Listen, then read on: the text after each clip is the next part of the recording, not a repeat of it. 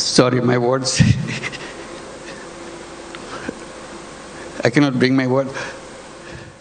অন্তর্বর্তীকালীন সরকারের প্রধান উপদেষ্টা ডক্টর মোহাম্মদ ইউনূস বলেছেন, বিনিয়োগের জন্য বাংলাদেশ এখন সবার জন্য উন্মুক্ত। বাধা ও বাড়তি খরচ ছাড়াই করা যাবে ব্যবসা। বিদেশিদের নিজ দেশের মতোই এদেশে বিনিয়োগের আহ্বান জানান তিনি। Here we talk about all these big industries and so on. বুধবার রাজধানীর হোটেল ইন্টারকন্টিনেন্টালে আয়োজিত বাংলাদেশ বিনিয়োগ সম্মেলনে অংশ নিয়ে উদ্বোধনী অনুষ্ঠানে প্রধান অতিথির বক্তব্যে এসব কথা বলেন তিনি। 1.5 million people died.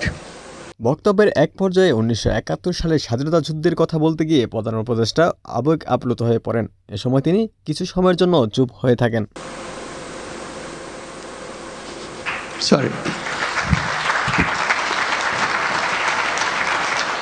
Doctor Yunus বলেছেন, বাংলাদেশে ব্যবসার ভালো সুযোগ রয়েছে। এই ব্যবসা শুধু বাংলাদেশের জন্য নয়, সারা পৃথিবীর জন্য সুযোগ তৈরি করতে পারে। তিনি বলেন, একসময় ক্ষুদ্র ঋণ বাংলাদেশের একটি ক্ষুদ্র গ্রামে শুরু হলেও এখন এটি আমেরিকার সবচেয়ে বড় ব্যবসায় পরিণত হয়েছে।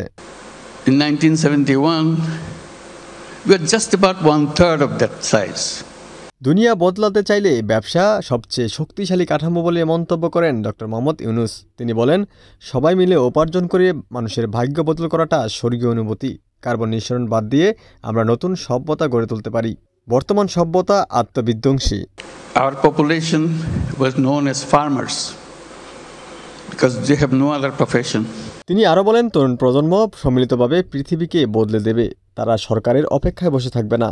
সেই নতুন বিশ্ব করতে এখন থেকেই উদ্যোগ নিতে হবে। প্রধান উপদেষ্টা আরও বলেন, বাংলাদেশে ব্যবসা করা শুধু এদেশেই বিনিয়োগ নয়, বরং এর অর্থ বিশ্বব্যাপী সামাজিক ব্যবসায় অংশ হওয়া।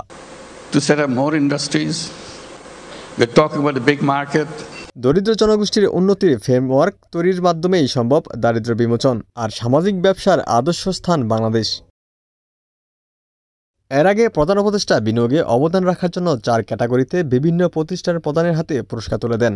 পুরস্কারপ্রাপ্ত প্রতিষ্ঠানগুলো হলো ওয়ালটন, বিকাশ, স্কয়ার ফার্মাসিউটিক্যালস ও ফেব্রিক্স। এছাড়া বিশেষ ক্যাটাগরিতে কোরিয়ান এক্সপার্ট প্রসেসিং জোনের চেয়ারম্যান কিহাক সাংকে সম্মানসূচক নাগরিকত্ব দেয়া হয়।